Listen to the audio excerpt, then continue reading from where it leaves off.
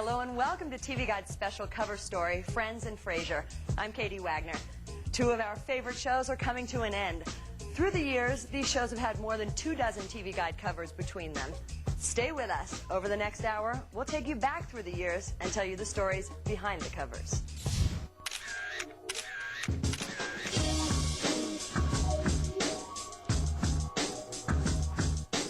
We'll go on set and catch up with the cast and creators of both shows as they prepare to say goodbye.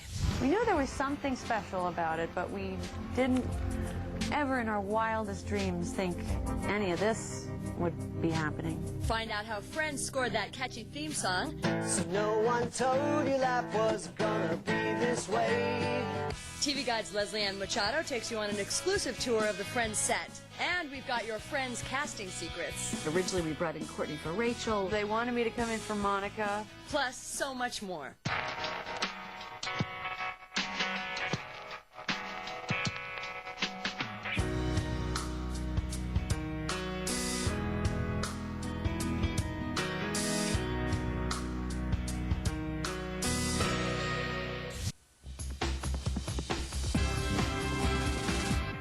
Welcome back to our one-hour TV Guide special cover story, Friends and Frasier. Well, it's the day we hoped would never come. After 10 amazing years, America's favorite Friends are calling it quits. We sat down for a chat with Marta Kaufman and David Crane, the co-creators of the show that transformed 6 fresh faces into some of today's biggest stars and captured our hearts along the way. TV Guide's one of those things where you go, TV Guide, everybody gets that. Yeah, to be on the cover of TV Guide. That was pretty cool. Was pretty cool.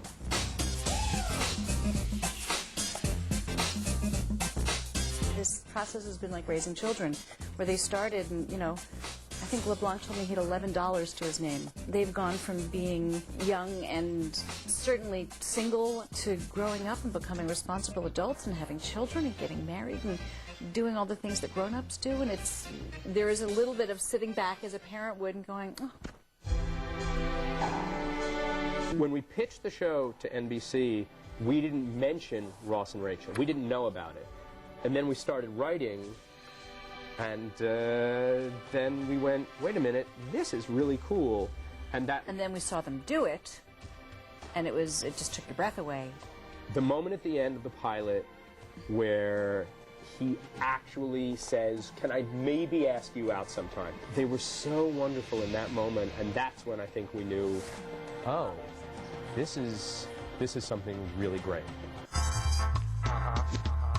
I mean, part of the joy of doing the show is there are these actors who you've always watched and admired and idolized, and suddenly you're working with Susan Sarandon and Sean Penn and Bruce Willis and Julia Roberts. Julie Andrews. Oh, God, I tried to get Julie Andrews on this show.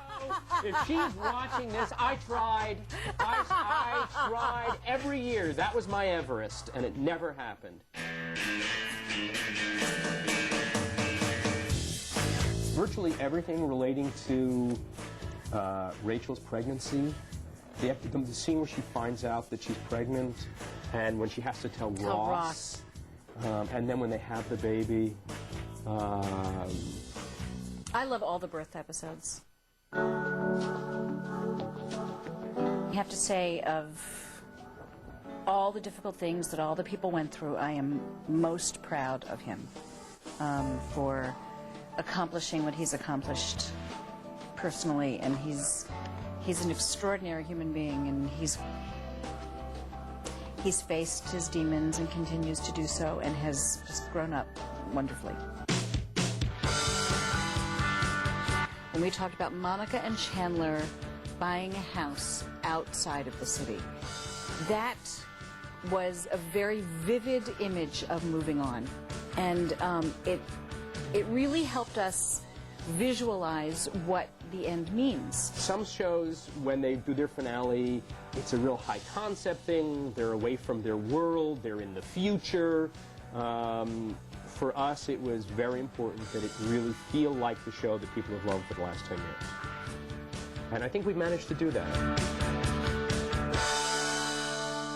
Up next, it's the song that had everyone clapping.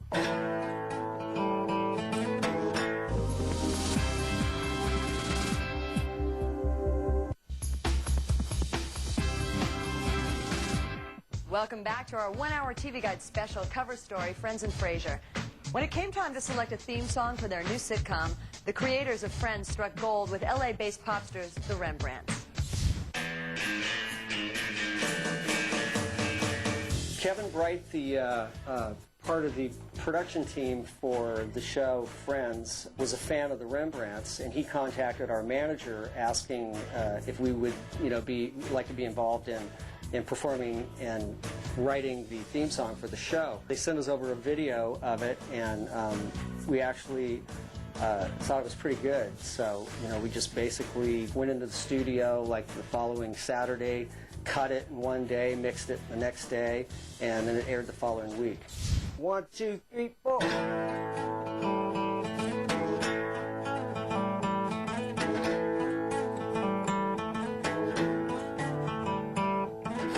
So no one told you life was gonna be this way.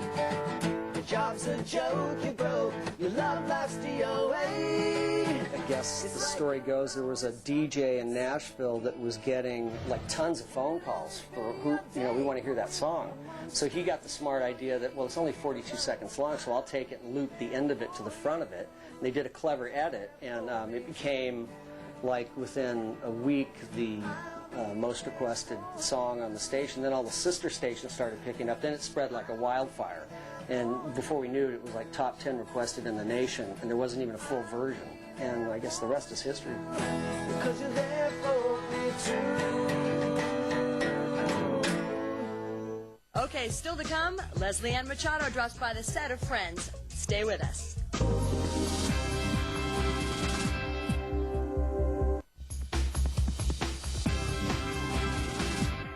By now, it's no secret that Friends wrapped up production last month.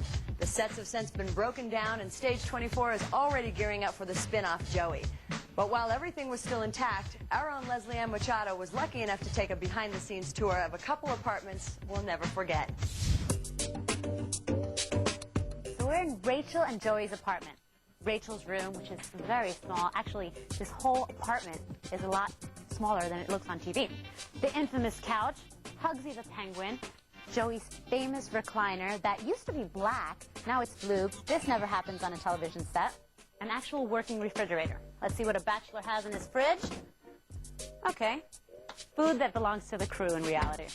The infamous Etch-a-Sketch, which the original broke, and the actual crew had to hustle and find a new one, the same exact one, on eBay. And if you were wondering who actually does these designs, well, the crew members. Let's see Joey's mail. No apartment would be complete without a TV guide. Come on. Ta-da! The infamous hallway.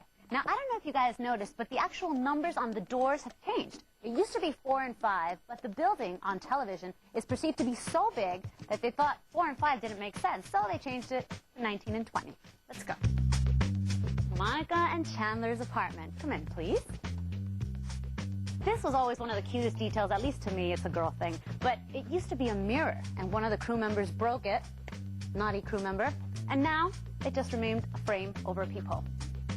You'd be surprised to know that all the food in Monica's pantry is actually real food. Now, the actual food changes from week to week, but it never changes placement because Monica would never go for such a thing.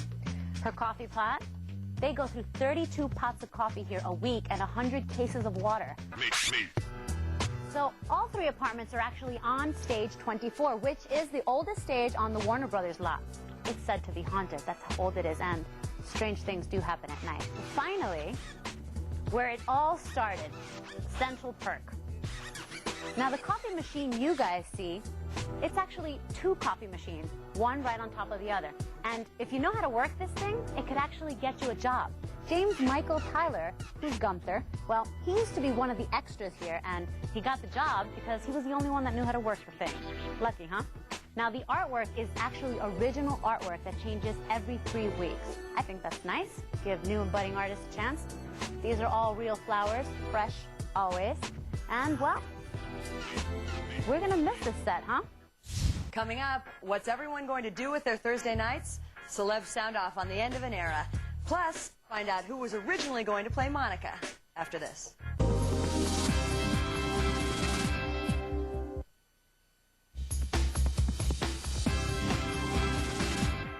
Welcome back to our 1 Hour TV Guide special cover story, Friends and Frasier. Did you see the one with the prom video? What about the one where Ross and Rachel take a break? The one where Joey moves out? Of course, these are all classic Friends moments now. But 10 years ago, nobody knew how big things would be. I think what was on our minds was the audience, the sitcom audience, going to accept a cast of 20-somethings? When I read the script, there was a role of Chandler that was me. I mean, what can I say? It was exactly like me. We both saw the world in the same kind of way. I knew at the time if I just got in to read for the show, I'd get the part. And as soon as I got the audition, I knew my life was going to change. Monica's a really clean person, and I'm not saying I'm not clean because that's kind of gross to say I'm not clean, because I am. But she's obsessed with being clean, and like, so she takes me and then you times me by like 1,000, and that's what she would be like. They wanted me to come in for Monica, and but I liked Rachel. They didn't tell me anything. I just read the script, and it was brilliant. You know, laughed, like I had never laughed ever reading anything. I auditioned, I think, like 8 times. I keep coming back and keep coming back. And the last one I read with Courtney and Jennifer, who were both cast already. We decided, well, let's treat these 3 girls like sisters and try to sleep with every other girl in the world, unless one of them was up for it. If you're already experiencing Friends withdrawals, fear not. Matt LeBlanc's new show, Joey, debuts on NBC later this year. Now, what's everyone going to do with their Thursday nights? Hollywood is sounding off on the end of Friends.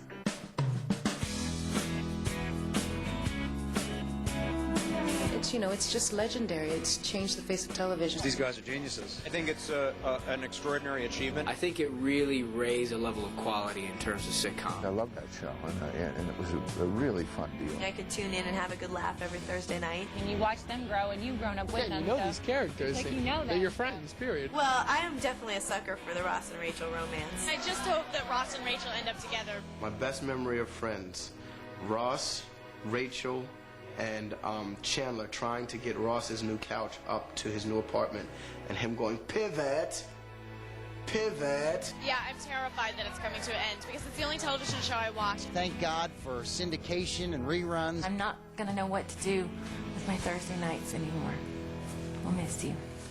Thanks for joining us over the past hour for TV Guide's special cover story, Friends and Frasier. It's now 58 minutes past the hour. Time for What's Next. I'm Katie Wagner. Take care.